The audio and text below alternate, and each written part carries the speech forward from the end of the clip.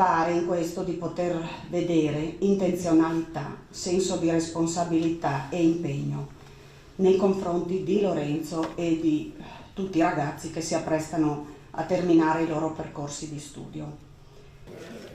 Governatore, ad un anno di distanza dalla morte di Lorenzo Parelli, oggi è stato firmato il memorandum, un omaggio al ragazzo che ha perso la vita. Ma soltanto un omaggio, ma soprattutto cercare di mettere in campo tutte le pratiche necessarie per garantire al massimo la sicurezza sul lavoro